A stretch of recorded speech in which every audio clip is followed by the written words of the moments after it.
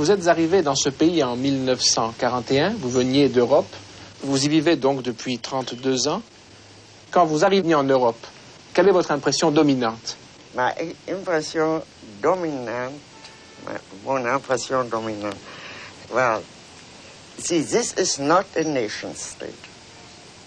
America is not a nation state.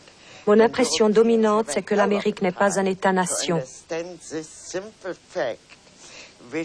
Et les Européens ont beaucoup de mal à comprendre ce simple fait qu'ils devraient pourtant théoriquement connaître.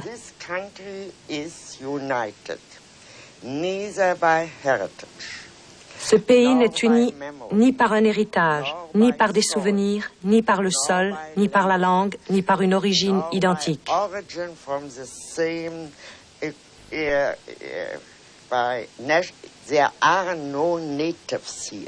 Il n'y a pas d'Américains authentiques ici, les Indiens mis à part.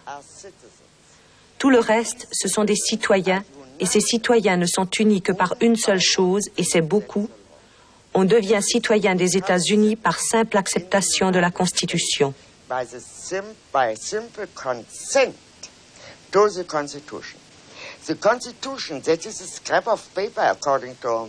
La Constitution, du point de vue français ou allemand, n'est qu'un morceau de papier. On peut la modifier. Mais ici, c'est un document sacré. C'est le souvenir constant d'un acte unique et sacré. L'acte de fondation des États-Unis. La fondation a consisté à réunir en un tout des minorités ethniques et des régions entièrement disparates, sans pour autant niveler et faire disparaître ces différences.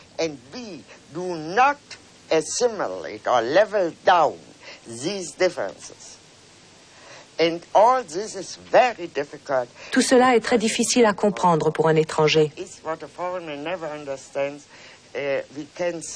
Nous pouvons donc dire que dans ce système politique, c'est la loi qui règne et non pas les hommes.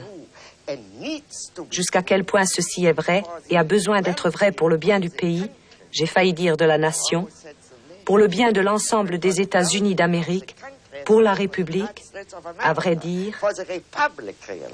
Notre siècle me semble dominé par une persistance de modes de pensée fondés sur le déterminisme historique. Yes, and I think this has very good reasons. This belief in this historical necessity. Il y a de très bonnes raisons à cette croyance en la nécessité historique.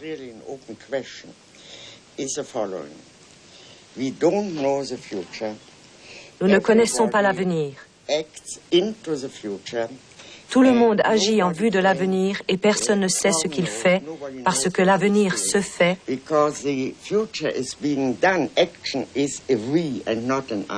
L'action est faite par nous et non pas par moi.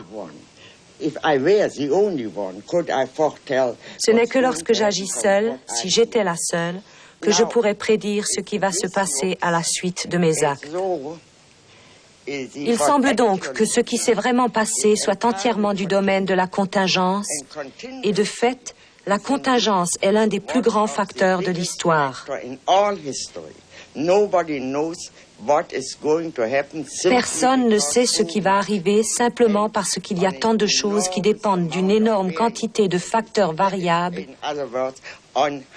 c'est-à-dire du hasard.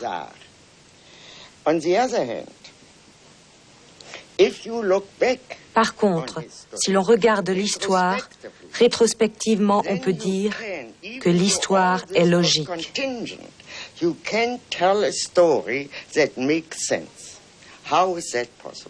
Comment cela a-t-il été possible? C'est le véritable problème de toute philosophie de l'histoire. Comment est-il possible qu'après coup, il semble toujours que les choses n'auraient pas pu se passer autrement? All the variables have disappeared and reality is of such an overwhelming. La réalité a un impact si puissant que nous ne pouvons pas prendre la peine d'envisager une variété infinie de possibilités.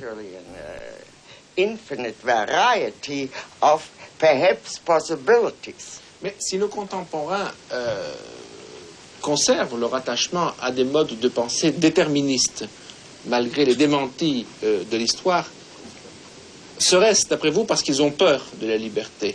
Yeah, sure. Parce qu'ils ont peur de l'imprévu. Rightly so.